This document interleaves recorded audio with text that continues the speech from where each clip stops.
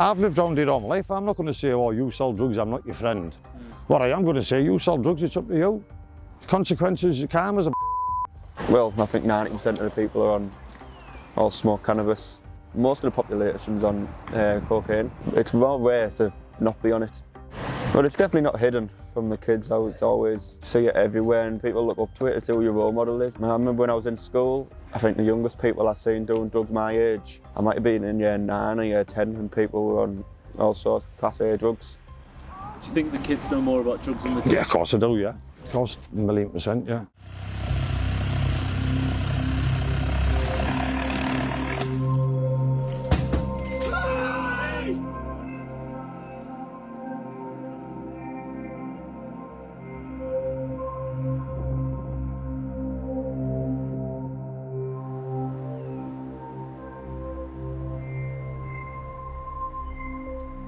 There's a real risk if places like this don't exist, that kids then get exploited and end Oh yeah, working. Oh yeah, definitely.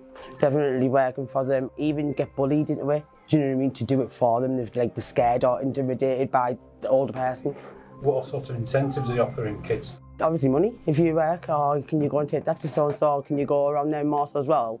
The police wouldn't look at a child. So it's basically their favour, it's working in their favour, not the child's. They don't have a clue. They just say, oh, I'm getting £5. Probably from the age of 10. It depends on the child, because some of the kids are quite grown up in the head. So I like a lot grown up in their head. And it won't be just a one day thing, like it probably could be about 5 times a day. So that kid could be making £25. So £25 to a child. And they don't see no wrong, because even adults will be going, these are only kids, nothing will happen to you. And kids believe adults, and especially the wrong ones as well. And they also look at, oh look, you got this, the best clothes, the best this, and then they say, oh, I want that. And it's just easy how it starts.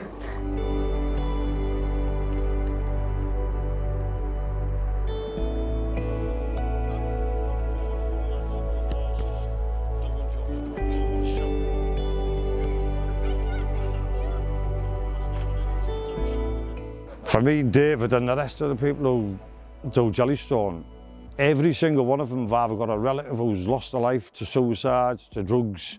Families around here, they're just not the same as they used to be. Mostly, majority it's down to drugs. Somewhere safe, they can come in here out in the warmth and talk to people who speak to them like normal people. They're not going to speak to them like a social worker. It's like, well, you know where you are. We were there 20 years ago, or me, even less.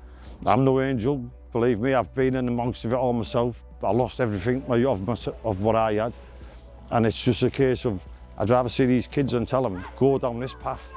Don't follow us, because before you know it, you're going to sit there on your own thinking, where's everyone gone? It's a simple fact, and it's not going to change unless something's done. And to be truthful with you, I don't think the system have got a clue what's going on. They've lost full contact with the real world to me. They haven't got a clue. This is another sad thing. I'm not going to point fingers at dealers because life's that hard. People who sit there, they'll sell drugs because they believe it's going to help them make their family's life better. It's a temptation, isn't it? Basically, it's just, we're living in a council estate, Groveville. We've got a lot of kids who have nothing to do, and it's just leading them down the wrong path. And for them, now it's easier now to get drugs because they're all the same price. Do you know, so it's very easy. £10 to a kid these days, not much, but they can get something very dangerous for that little price. And here we're not going to have that. What they do on the outdoors, we'll advise them, but we can't like force them, we can't watch them 24/7.